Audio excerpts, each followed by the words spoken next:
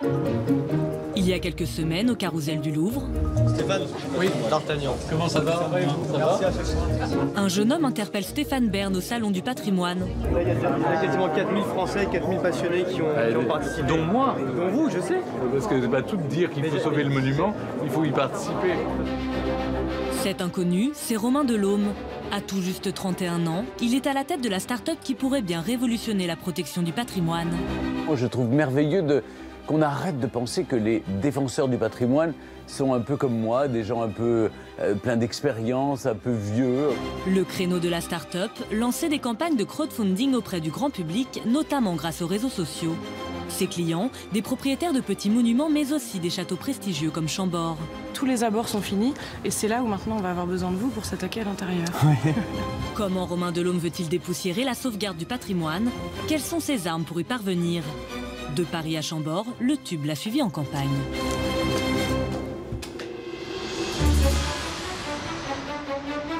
Quelques jours plus tard, dans le 11e arrondissement de Paris, nous retrouvons Romain Delhomme.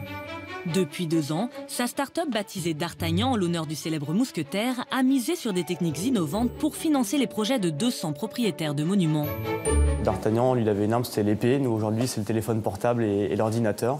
On travaille énormément sur les réseaux sociaux. On essaye d'être amusant dans la manière de présenter les projets. C'est un monde, le patrimoine, qui était un petit peu éloigné de l'évolution technologique et des réseaux sociaux. Donc, nous, on essaie justement de le mettre en avant de manière complètement ludique sur Internet. Tiens, hop, je te laisse ça là, pardon. Ce jour-là, son équipe est dans le rush. Il lui reste quelques heures pour envoyer 10 000 box ma part du château. Toute l'équipe d'Artagnan est affairée à envoyer les petits coffrets cadeaux pour Noël, les petites box, en fait, dans laquelle on matérialise vraiment ce qu'est d'être propriétaire de la motte chandelier. Donc on a glissé une petite carte de membre avec un numéro unique. Il y a 2 mois, Romain Delhomme a eu l'idée de mettre ses coffrets en vente pour financer l'achat d'un château en ruine. Un succès, puisqu'1,5 million d'euros ont été collectés. Là, ça fait depuis 48 heures qu'on fait 8h du mat, 2h du mat pour pouvoir tout envoyer. Dans le monde entier, tu vois, là, tu as Portugal, Allemagne, Suisse, Lituanie, États-Unis, Canada. Un coup d'éclat qui fait les gros titres de la presse française. Un financement participatif hors du commun. Et qui passionne même les médias étrangers. La majestuosa construcción está abandonada. Rettung naht jetzt aus dem Internet. Dort kann man schon mit 50 € zum Schlossherrn werden. La marque de fabrique de D'Artagnan, un marketing et une communication qui ciblent des mécènes plus jeunes et plus connectés. On n'est pas une plateforme élitiste, on essaie de s'adresser à tout le monde, notamment à des jeunes. Donc il faut que ces gens-là puissent dans les contreparties, avec des expériences culturelles, avec un petit objet sympa qu'on peut recevoir chez soi, avec un moment aussi convivial avec tout le monde, et aussi essayer de traiter celui qui a donné 5 € au même niveau que celui qui a donné 1000 €. Pour se rémunérer, la start-up prélève 8% des sommes collectées uniquement lorsque l'objectif est atteint. Un nouveau modèle économique qui suscite l'intérêt. Chez RTL, nous retrouvons Stéphane Bern. Oh, bonjour. Chargé d'une mission de réflexion sur la sauvegarde du patrimoine par Emmanuel Macron. C'est un bon moyen de révolutionner, en tout cas, d'abord la manière de soutenir le patrimoine, et d'autre part, ça touche un autre public qui n'a pas forcément l'habitude de lire les magazines où on voit de belles demeures, de beaux châteaux à restaurer ou des églises en ruine.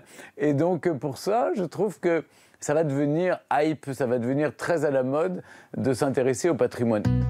Tellement hype qu'après avoir sauvé ce château entouré d'eau dans la Vienne, Romain Delhomme a rendez-vous dans l'un des monuments les plus visités de France.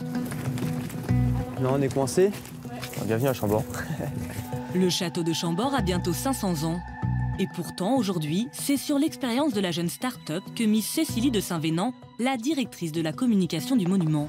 Alors du coup on va passer par le centre, par la porte centrale. Pendant 1 heure, elle joue la guide de luxe pour présenter son projet à Romain.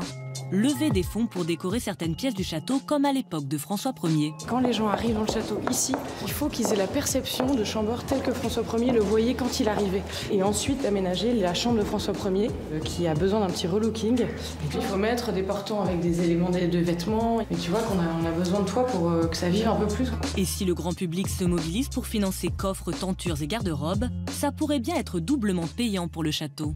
Et puis ce qui va être intéressant, c'est que les gens qui participent, premier réflexe, c'est qu'ils ont envie de venir voir. Exactement. Avec leurs enfants, avec leur famille, et du coup, tu te crées des ambassadeurs qui... D'accord.